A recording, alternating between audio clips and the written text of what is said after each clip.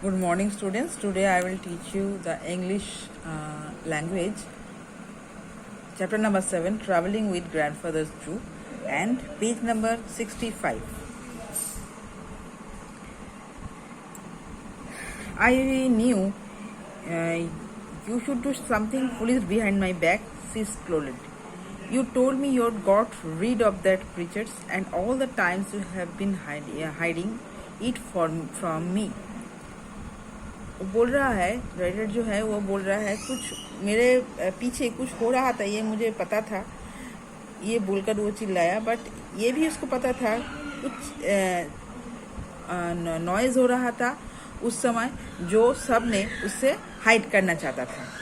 Grandfather tried to explain we had nothing to do with it, पर grandfather ने explain करना चाहता था कि कुछ भी नहीं हो रहा है, and that the python had smuggled itself into the tiffin basket, और पाइथन जो है वो टिफिन बास्केट में घुस गया था। बट ग्रैंडमदर वाज अनकन्विंस्ड, और ग्रैंडमदर ने ये विश्वास नहीं किया था। What will may be do in wait see cried despairingly, तो वो बहुत चिल्लाकर बोला क्या क्या ये सब हो रहा है, मुझको कुछ पता नहीं चल रहा है और मैं कुछ देख भी नहीं सकती हूँ, ये बहुत वो चिल्लाकर बताया।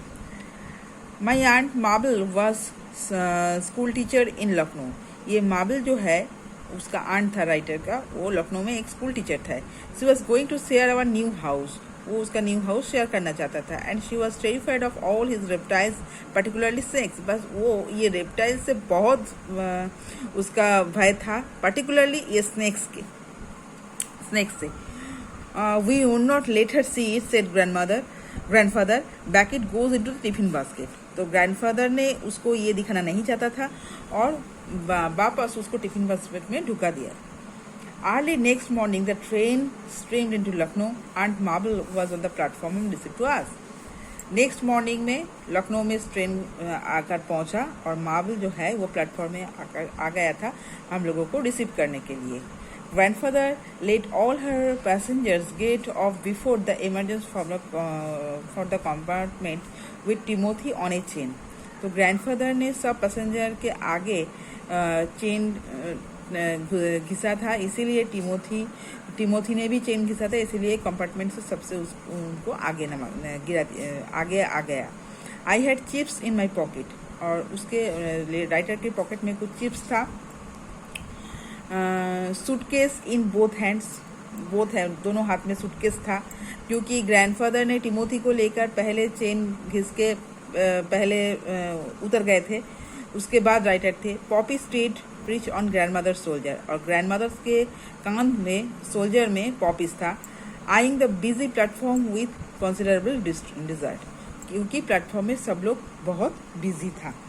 Aunt Marble a love of good food, aunt Marble good food बहुत अच्छा लगता था उसको। Immediately spotted the tiffin basket, picked it up and said it was very heavy, I will carry it to next taxi, I hope you kept something for me.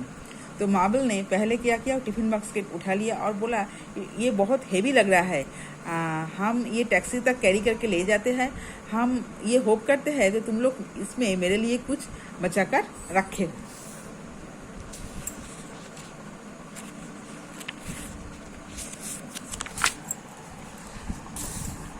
A whole chicken I said, तो writer ने बोला हाँ एक whole chicken है। We hardly ate anything, said grandfather ने बोला हम सब कुछ खा लिए थे।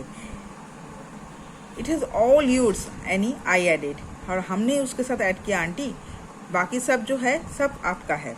ओ good, exclaimed aunt Marble, it has been ages since I tasted something cooked by your grandmother, after there was no getting the basket away from her.